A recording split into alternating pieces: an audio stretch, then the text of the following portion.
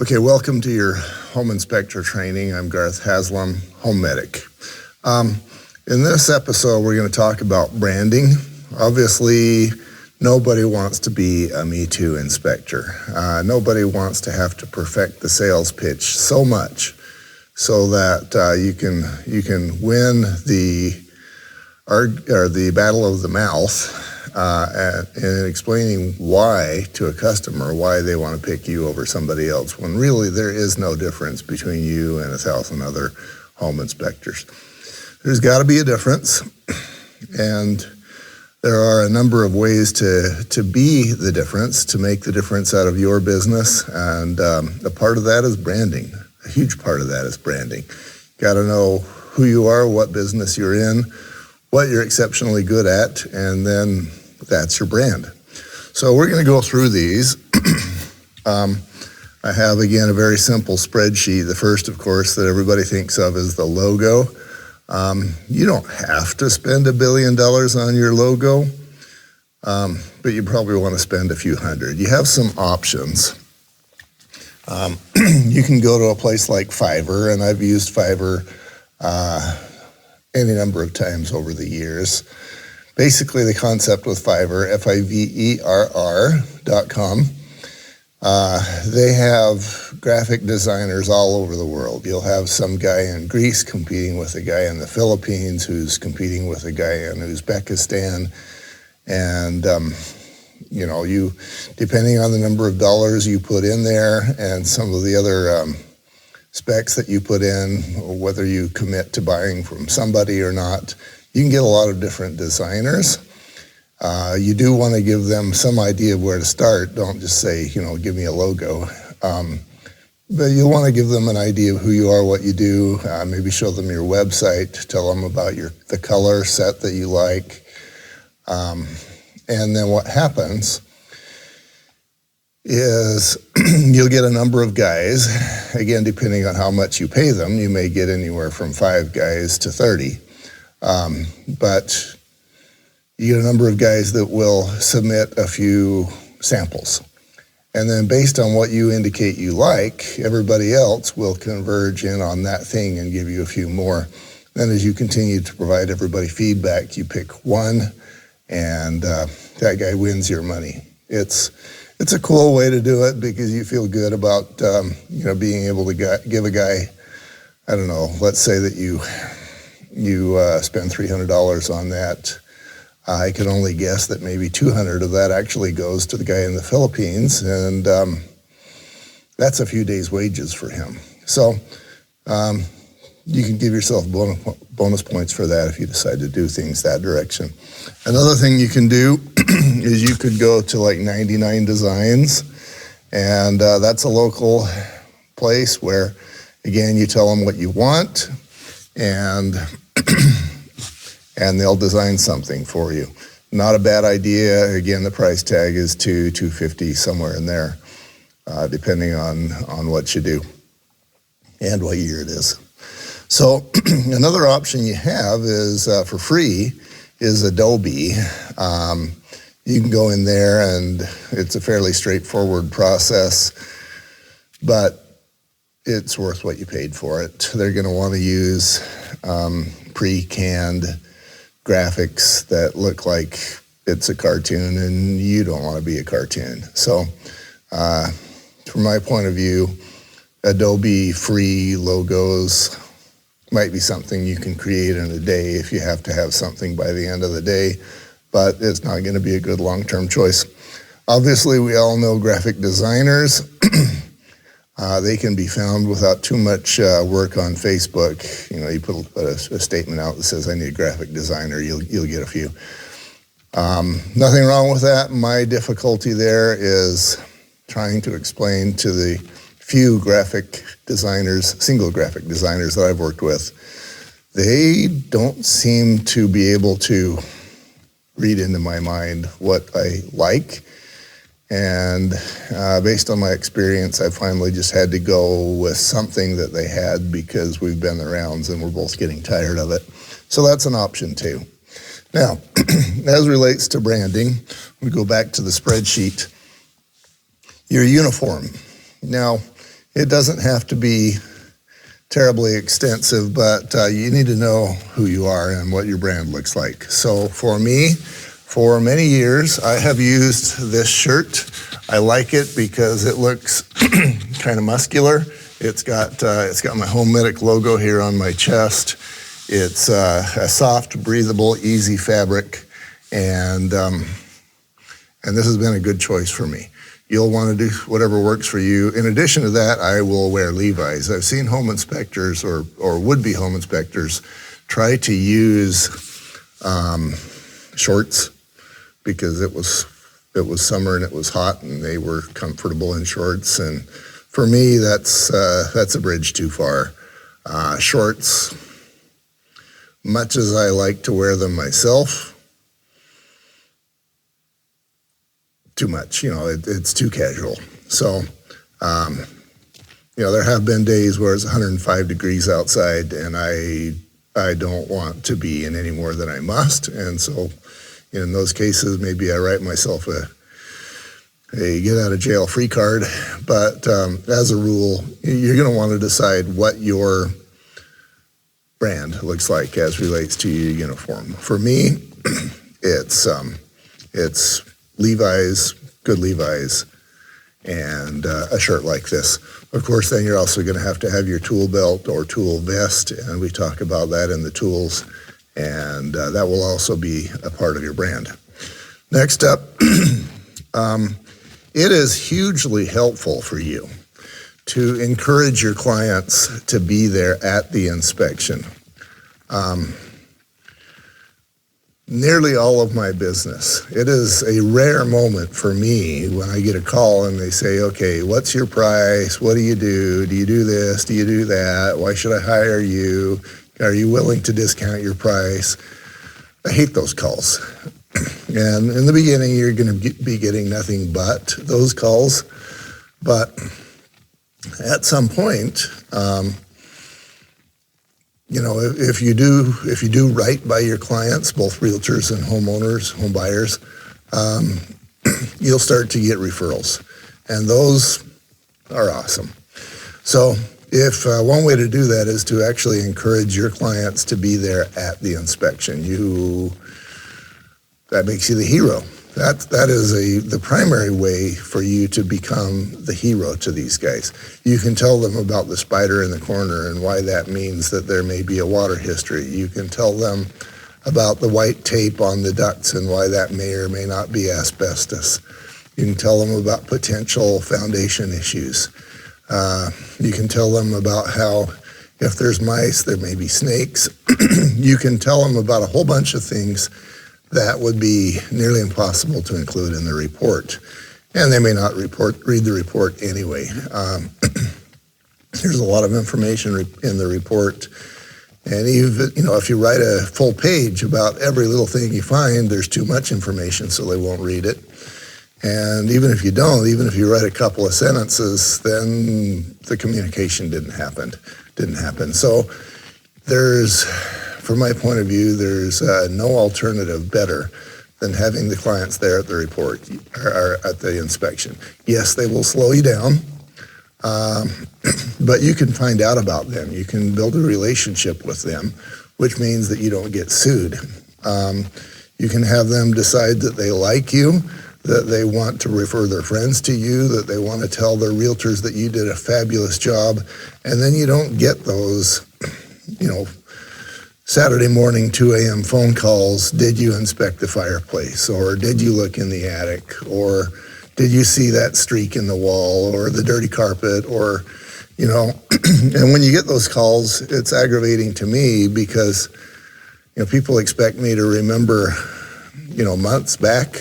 Do you remember the red home on the corner? And in my mind, I'm going, no, I don't. I barely remember the home I did 2 days ago. So if they are there, then you have happy customers, you don't get sued, you get great Google reviews, which means that you just get orders instead of pricing phone calls. There's no downside.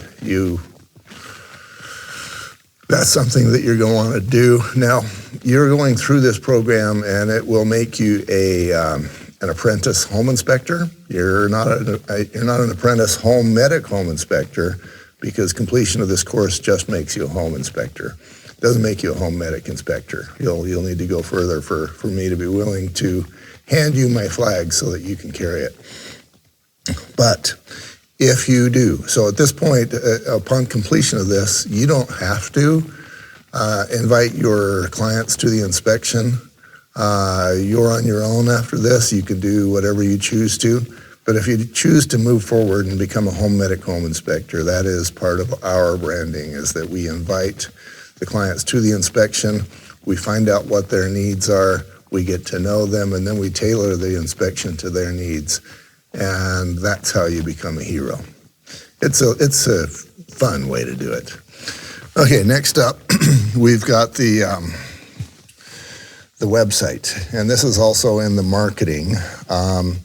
If you don't have a website, you're not in business. It's just that simple. If somebody calls you up and they say, okay, I'd like to hire you as a home inspector, they say, what's your website? And if you don't have the answer to that, you suck. You're a faker. You're a poser. You're not going to get their business, and you're not real. Pretty much that simple. You got to have a website before you get started. GoDaddy is a way that I've always used. You find the name, and you do want to avoid anything but the .coms. Let's say that your home inspection business is Acme Home Inspections.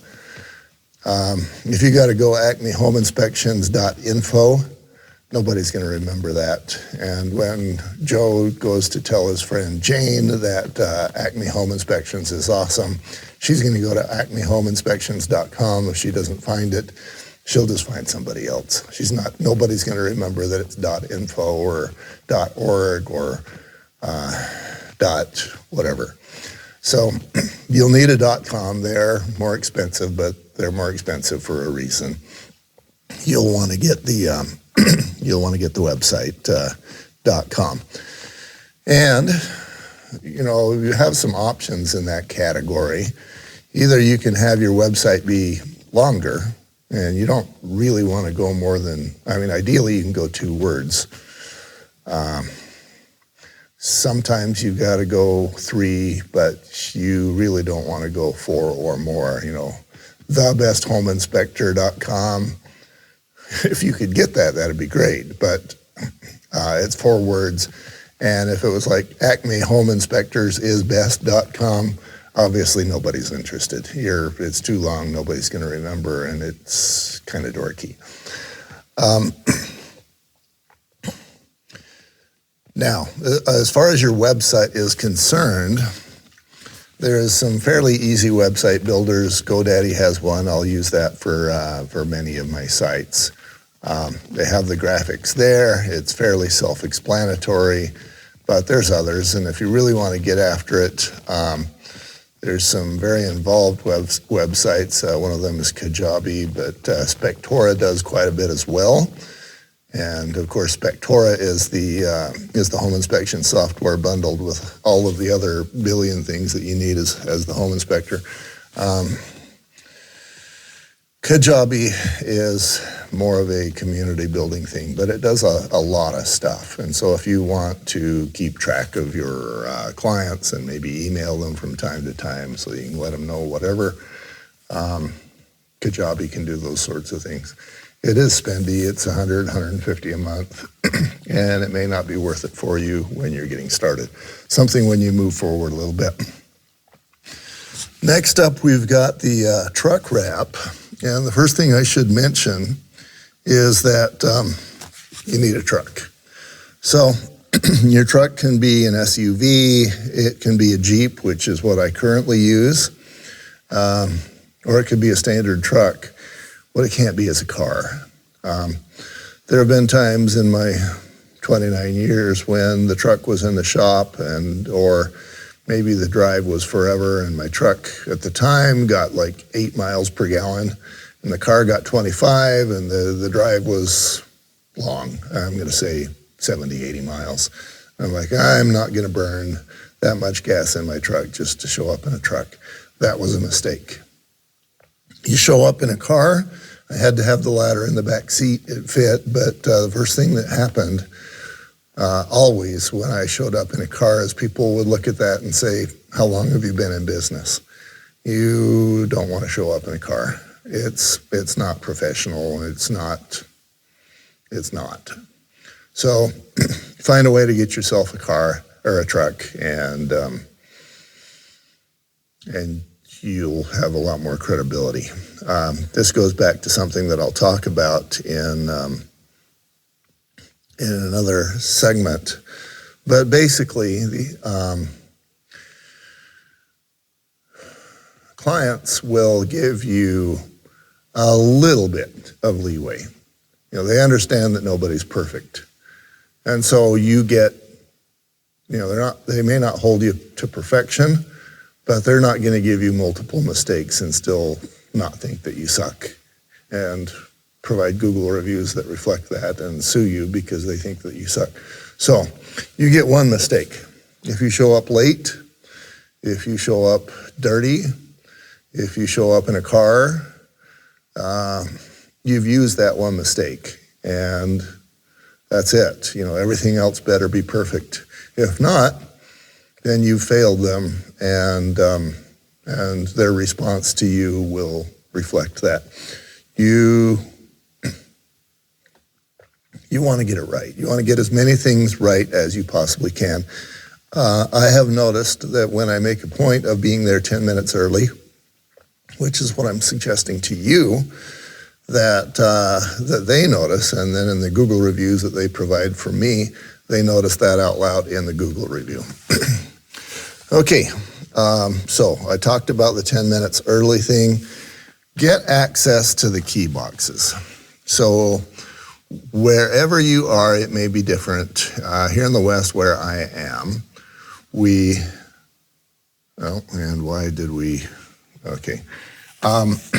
here in the West where I am, there is what's called a Superbox. It's blue, it's about 8 or 9 inches tall, and it's what all the realtors use to get in. Now, no matter what state you're in, all the realtors are going to be using something to get in. And again, from a branding point of view, you're going to want to have whatever that is. So as the home inspector, I'm an affiliate member of the Association of Realtors. As such, I can have access to what in my area is the Superbox. That allows me to get in. Now, the question is, why would I want to pay extra to do that so that, just when the realtor could let me in himself? It's kind of like borrowing somebody else's tools. If you show up to a home inspection and ask the buyer for a flashlight, not cool. That's more than one mistake. That's 2 mistakes. That by itself means that you suck. So I have a lot of realtors ask me if I can get into the Superbox. And when my answer is yes, they're thrilled. And it's not going to surprise you, but I want my realtors to be thrilled about me and about my tools and about the way I do business, because that pretty much means they're going to call me back.